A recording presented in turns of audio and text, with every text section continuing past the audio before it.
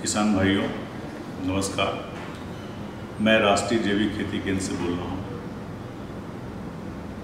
हमारे यहाँ पर आपको मालूम है कि इस सेंटर के द्वारा एक वेस्ट डिकम्पोज़र बनाया गया है जिसको कि करीब 1.5 लाख किसान इस समय यूज़ कर रहे हैं और सभी किसान इससे खुश हैं, चाहे वो पंजाब हो, हरियाणा हो, नॉर्थ ईस्ट हो, मणिपुर हो या नागालैंड हो, अरुणाचल प्रदेश हो या आपका बिहार है, उत्तर प्रदेश, कर्नाटका, केरला, सभी के करीब करीब सारे स्टेट्स में ये किसानों द्वारा यूज़ किया जा रहा है। और उनका जो हमें फीडबैक मिल रहा है वो ये पाया गया कि ये ज़मीन को तो ठीक करता ही करता है, ज़मीन को 6 महीने में ठीक कर देता है, जैसा कि हमने पहले बताया था। अगर इसको आप कंटिन्यू सिंचाई करते हैं, हर सिंचाई में इसको डालते हैं तो आपका 6 महीने में ज़मीन बदलनी शुरू हो जाती है। दूसरा फ़ायदा ये देखा गया कि अगर हम लोग 30% सॉल्यूशन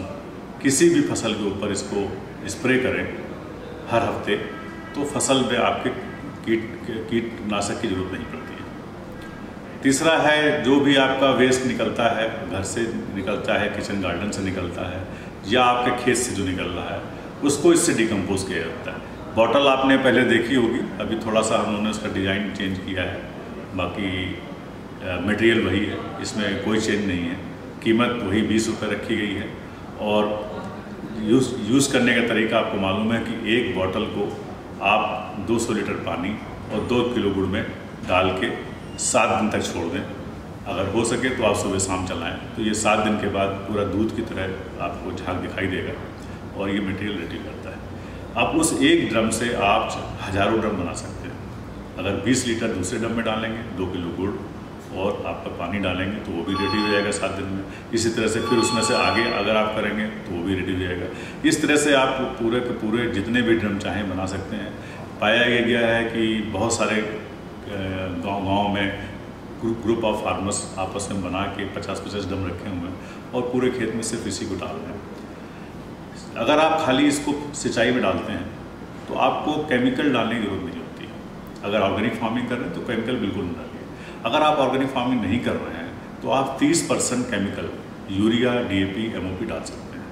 हमारे हिसाब से तो बिल्कुल ज़रूरत नहीं है, क्योंकि ये जब आप इसको डालते हैं तो ऑर्गेनिक कार्बन बढ़ जाता है और जो भी न्यूट्रिएंट आपके सॉइल में है वो मिलने शुरू हो जाते हैं, इसलिए बाहर से कोई डालने की जरूरत नहीं होती। लेकिन फिर भी जो किसान आपके केमिकल डालना चाहते हैं तो 30% तक उसमें केमिकल डालें, बाकी आप 70% उसमें केमिकल हटा दें। आपको देखेंगे रिजल्ट वही मिलेगा जो आपको 100% मिलता था।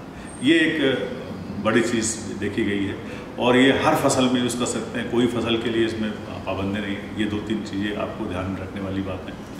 और एक और आपको बताना चाहेंगे, जब आप इसको यूज़ कर रहे हैं तो आप बहुत सारे किसानों ने पूछा कि हम बायो फर्टिलाइजर बाहर मार्केट में बिक रहा है, बायो पेस्टिसाइड बाहर मार्केट में मिल रहा, इवन मैम बाहर मार्केट में मिल रहा, उसको यूज़ करें कि ना करें। तो हमारे हिसाब से जब आप इसको यूज़ करते हैं तो देखा ये गया है कि आपकी सारी बैक्टीरिया एक्टिविटी अपने आप खेत में आती है, तो आपको कोई भी बायो फर्टिलाइजर, कोई भी पेस्टिसाइड्स, कोई भी व्यायाम की ज़रूरत नहीं है। ये अकेले ही एक बोतल काफ़ी है। इसके अलावा एक और आपको महत्वपूर्ण बात बताना चाहेंगे कि आजकल मार्केट में बहुत सारे ग्लूकोनेट बेस्ड प्रोडक्ट बिक रहे हैं, जिसमें कि क्लेम किया जाता है कि हमारा उसमें जिंक है 20%, फास्फोरस है 20%, पोटास है 15-20%, तो अलग अलग परसेंटेज दिखाई जाती है। तो ये जितने भी आपके प्रोडक्ट मार्केट में बायो फर्टिलाइजर के नाम पे बिक रहे हैं, ये बायो फर्टिलाइजर नहीं है, ये सारे के सारे केमिकल्स हैं। इसको जो बनाया गया है केमिकल को लेके बनाया गया है, जिंक सल्फेट से जिंक निकाला गया है, आपका डाइहाइड्रोजन फास्फेट से फास्फेट निकाला गया है। तो ये सारे केमिकल का योग है जो बना के लोग मार्केट में बिक रहे हैं। बहुत सारे लोग चाइना से ला के उसको पैक करते हैं, कुछ लोग अपने यहाँ पर इंडिया में बना के पैक करते हैं और किसानों को भ्रमित करते हैं। और यहाँ तक देखा गया है कि कुछ सर्टिफाइंग एजेंसीज ने इसको जो है सर्टिफाई कर रखा है और उसमें अपेडा का नाम रखा है, तो वो गलत है, क्योंकि ये कोई भी प्रोडक्ट अपेडा उसको सर्टिफाई नहीं करता। और NPOP में आपके चाहे NOP हो, चाहे NPOP हो, चाहे PGS सिस्टम हो, जितने भी ऑर्गेनिक सिस्टम है, ये ग्लूकोनेट बेस्ड प्रोडक्ट आपको परमिट नहीं है, ये बैन है। इसको अगर आप यूज़ करेंगे, इसका केमिकल इफेक्ट आपके खाद्य सामान में आएगा, ग्रेन में आएगा और वो आपका प्रोडक्ट जब बाहर आप टेस्टिंग में जाएगा तो फेल हो जाएगा। क्योंकि आगे भी टेस्टिंग बहुत कंपलसरी होने वाली है, हर प्रोडक्ट की टेस्टिंग होगी, तभी आप उसको ऑर्गेनिक कहेंगे। तो ये प्रोडक्ट बिल्कुल भी आप यूज़ ना करें। दूसरा और प्रोडक्ट लोग बोलते हैं कि 100% NPK 10-10-10 19-19-19, ये जो 10-10-19-19 है ये सारे के सारे केमिकल हैं, ये कोई भी बायो नहीं है। आप 9% नाइट्रोजन, 9% फास्फोरस, 9% पोटास तीनों एक साथ लेना बहुत ही मुश्किल है ऑर्गेनिक में, और इम्पॉसिबल है। जितने प्रोडक्ट आ रहे हैं ये सारे यूरिया को मिला के बना रहे हैं या आपका DAP बना के बना, तो ये केमिकल को ही मिला के बनाया। तो किसान भाइयों से अनुरोध है कि ये सब प्रोडक्ट आप बाहर से ना लें। जब ऑर्गेनिक फार्मिंग कर रहे हैं तो आपको बाहर से कोई भी एक भी सिंगल दाना नहीं लाना, हर चीज़ आपको अपने आप बनाने का तरीका हम लोग तमसम बताते रहे हैं।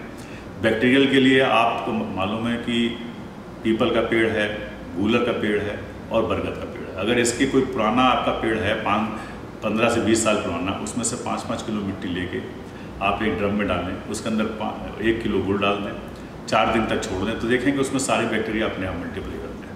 अब उस जो मल्टीप्लाई बैक्टीरिया हो गया पूरा ड्रम के, उसको जब आप पानी के साथ आप जब भेजेंगे तो वो आपके खेत में जाके बहुत सारे जीवाणु पैदा कर देते हैं। तो एक तो ये आप तरीका करें।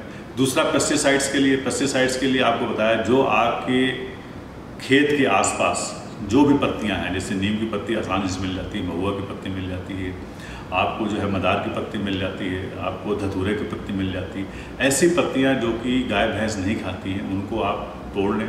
1-1 किलो तोड़ने के बाद किसी भी कच्चे आपके मिट्टी का जो पॉट है उसके अंदर डाल दें, उसके अंदर 1 किलो गुड़ डाल दें, पानी ऊपर तक भर दें, 30 दिन तक छोड़ दें। छोड़ने के बाद आप देखेंगे वो पूरा सड़ जाएगा, सड़ने के बाद खाद बन जाएगी। उसको जूस निकाल लें, उसको हम लोग लिक्विड पेस्टिसाइड्स भी बोलते हैं।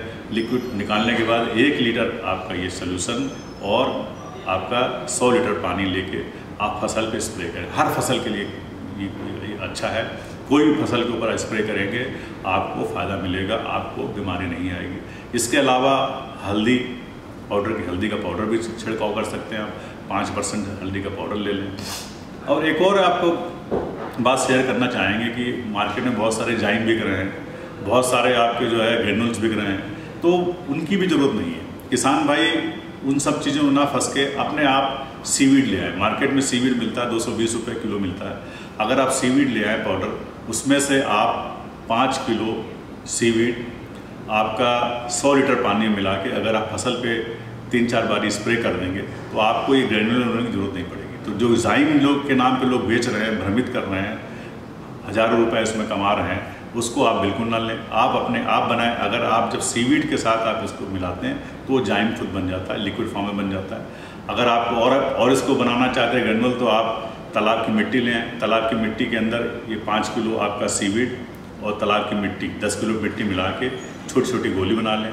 गोली बना के आप उसको खेत में छिड़कें। आप छिड़केंगे, देखेंगे फसल आपकी धीरे धीरे सब चेंज हो जाएगी, अच्छा ग्रोथ आएगा, आपको सारे फायदे मिलेंगे। तो इसलिए वो प्रोडक्ट जो कि दूसरे नाम से भ्रमित करके नाम के बेचे जा रहे हैं, लोग केमिकल उसमें भी मिला रहे हैं, ये सब प्रोडक्ट ना लें। आप लोग अपने आप अपने घर में सारे प्रोडक्ट बनाएं, उसी से आपको फ़ायदा होगा, उसी से आपके जो है इनपुट कॉस्ट कम होगी। और ये जो डिकम्पोज़र हमने दिखाया इसको ज़रूर यूज़ करें। एक बार आप अगर इसको यूज़ करेंगे तो ये सालों साल आप इसको यूज़ करते रहेंगे, क्योंकि दोबारा आपको लेना नहीं है और आपके सारे जो एग्रीकल्चर का कॉन्सेप्ट पूरा चेंज हो जाएगा। धन्यवाद।